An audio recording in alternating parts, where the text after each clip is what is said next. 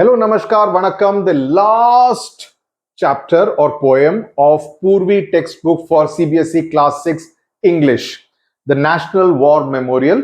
This is a poem जिसके बारे में हमें पढ़ना है. छोटी सी poem है, ज्यादा मुश्किल नहीं है.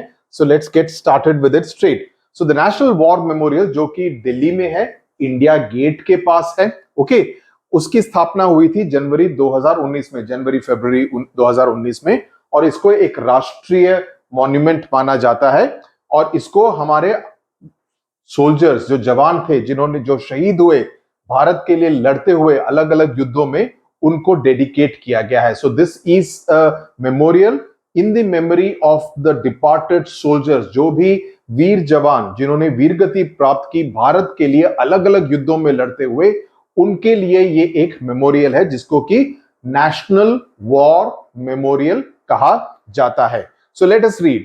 In Bharat's heartland, Bharat's heartland का क्यों कहा गया है? क्योंकि ये भारत की राजधानी दिल्ली में है, तो एक तरह से भारत के बीच में है.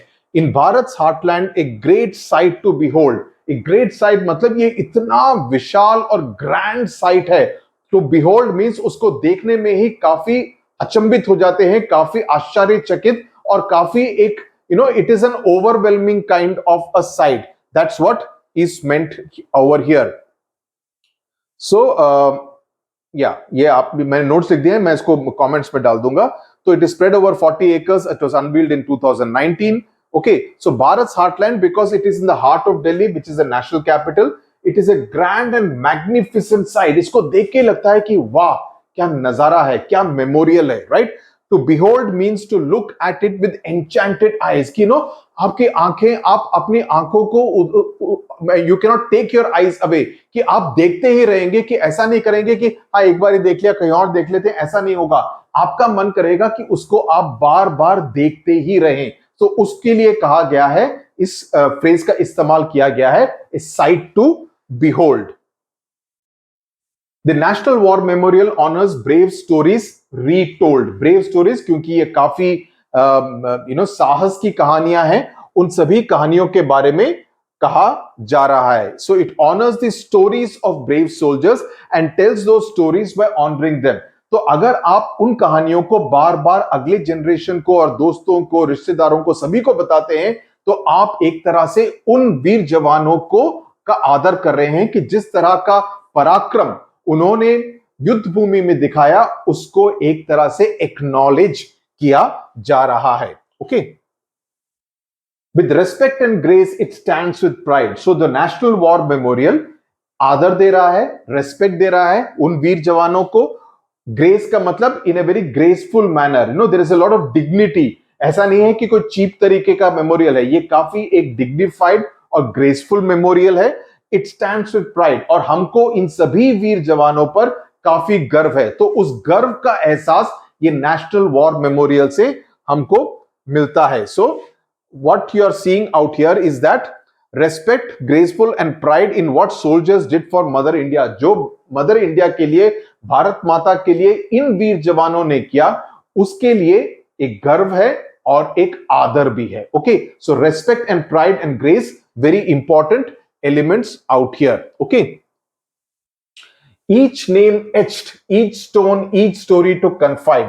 Etched का मतलब आप उनके वहां पर जो स्टोन्स हैं, वहां पर जो पत्थर हैं, उन सभी वीर जवानों के नाम लिखे गए हैं, जिन्होंने भी वीर गति प्राप्त की उन सभी युद्धों में, जो कि 1947 जब भारत आजाद हुआ था उसके बाद लड़े गए, उनके नाम लिखे गए हैं. तो उनके नाम एक तरह से इतिहास में दर्ज किए गए हैं.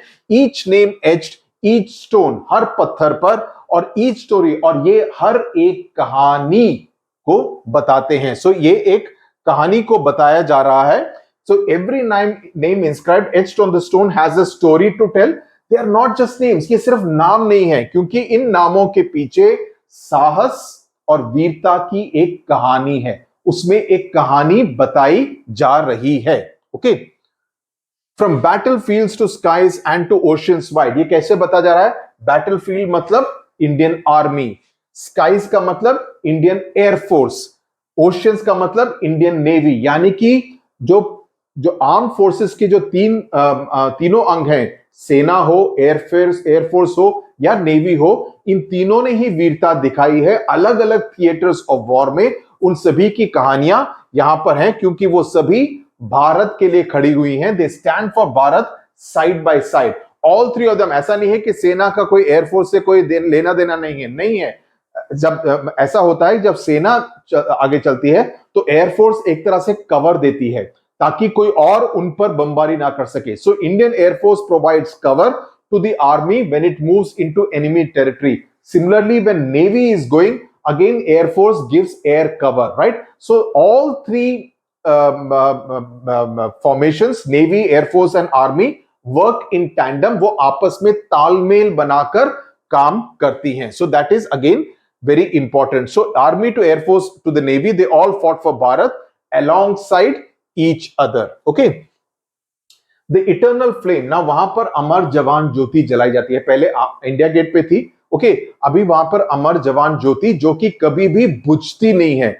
It is an eternal flame 24/7 365 days of the year.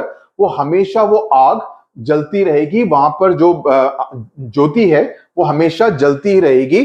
That's why it's called eternal. Eternal मतलब हमेशा के लिए, जो भी कभी भी नहीं बुझती है. In silence it glows. वहां पर बिल्कुल शांति का माहौल रहता है. ऐसा नहीं है कि वो पिकनिक स्पॉट है, ऐसा नहीं है कि वहां पर शोर शराबा हो. शांति में आप वहां पर जाकर अपना एक तरह से रेस्पेक्ट पे करेंगे to the departed soldiers, paying homage to their courage that shows कि वहां पर जो आग क्वाइटली जो ज्योति जलती है वो एक तरह से अपना आदर प्रदान कर रही है टू ऑल द सोल्जर्स. जो भी जवान, जो भी सैनिक युद्ध भूमि उन्होंने वीरता प्राप्त, उन्होंने they have laid down their lives, उसको एक तरह से रेस्पेक्ट पे कर रही है. देयर सैक्रिफाइस, उन्होंने सैक्रिफाइस किया. Always in our mind, in blessed memory, forever remind, कि हमको ये हमेशा याद रहेगा कि उन्होंने इस तरह से सैक्रिफाइस किया था. तो the eternal flame, Amar Jyoti, the fire burn 24/7. It is silent, कि शांति से रहती है, लेकिन the glow is magnificent and eternal. It is the best way to pay homage because fire is a very powerful element, है ना. आग is a very very powerful element. So the old Amar Jawan Jyoti मैंने लिखा है, India gate पे था and previously served as a national war memorial. It was constructed after the 1971 war, the Amar Jawan Jyoti. Okay.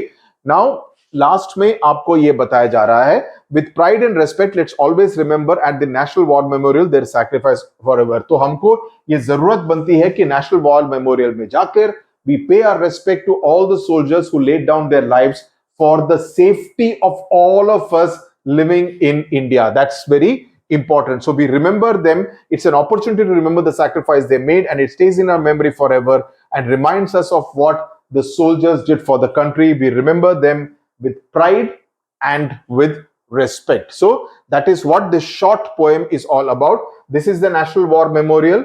This is the Amar Jawan Jyoti, right? Which is photographs are there. The questions are very general. Read the poem aloud, recite the poem, remember the poem, और इस website को आप जाकर देखिए. So you will get more ideas and more information about the National War Memorial. With this, we have come to the end of the Purvi textbook for English for CBSE Class 6. मुबारक हो, बहुत बहुत मुबारक हो. सारे कितने हुए? 12-15 chapters खत्म कर दिए हैं. So now we will of course be doing a lot of questions and answers, but I hope कि आपको ये पूरी तरह से समझ में आ गया होगा. Okay, tata bye bye. Thank you very much. God bless you.